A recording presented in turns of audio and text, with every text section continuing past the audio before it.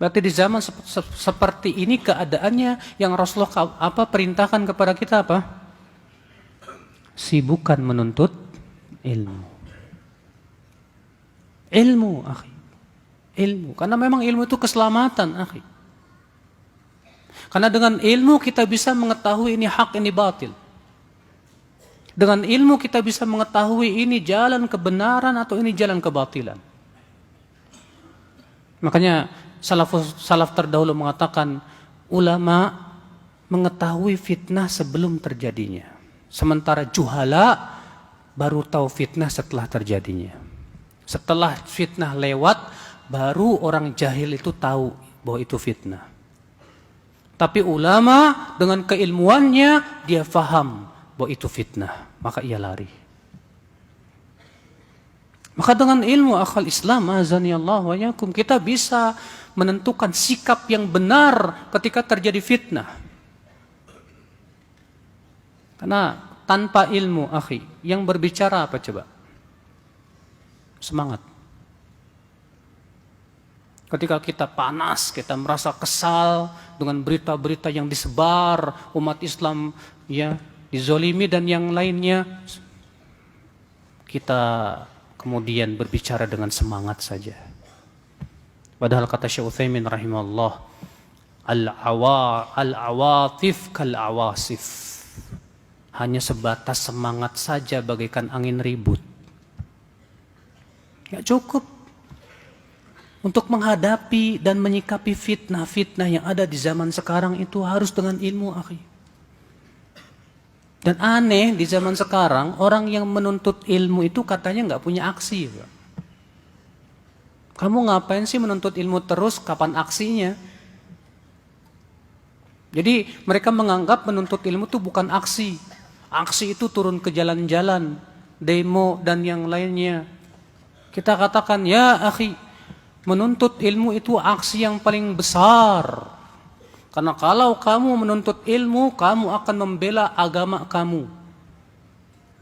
Agama kita ini dasarnya apa? Al-Quran dan hadis Nabi SAW. Itu modal Islam. Nah sekarang kalau antum menganggap bahwa aksi itu hanya sebatas turun ke jalan-jalan, sementara orang berbicara tentang din seenaknya, pakai akal pikiran, pakai hawa nafsu, sebetulnya mereka seperti inilah yang akan menghancurkan Islam, ya akhi. Hancurnya Islam oleh siapa, ya akhi? Munafikun alimul lisan, kata Rasulullah. Orang munafik yang pandai berbicara. Makanya Rasulullah SAW mengatakan apa? Inna mimma akhafu alaikum, di antara perkara yang aku khawatirkan atas kalian, wahai umatku, munafikun alimul lisan. Munafik yang pandai apa?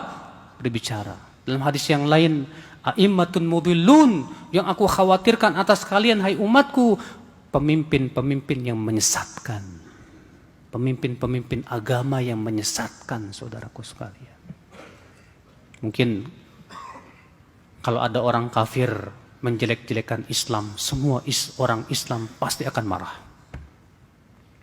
Tapi kalau ada orang yang pakai sorban, pakai gamis, bahasa Arabnya fasih, lalu ia berbicara tentang agama seenaknya, Pak.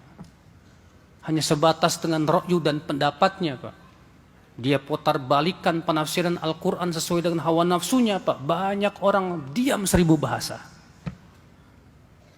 Kenapa? Karena yang berbicara ini pakai sorban, Pak. Dan subhanallah banyak syabab, banyak pemuda-pemuda yang dangkal ilmunya terkadang terpengaruh oleh seperti itu. Karena kepandaian dia di dalam berbahasa Arab. Kepandaian dia dalam membawakan Al-Quran dan hadis. Tapi kemudian ditafsirkan dengan ra'yunya sendiri. Ini bahaya, akhi. Ini bisa merusak Islam, ya akhi. Makanya Rasulullah SAW ketika mensifati kaum Khawarij, apa kata Rasulullah? Yaqra'una al-Quran la yujawizu taraqiyahum.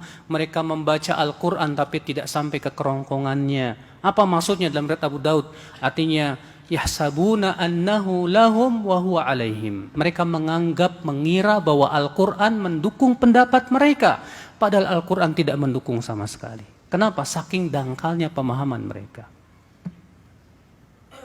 Akhi,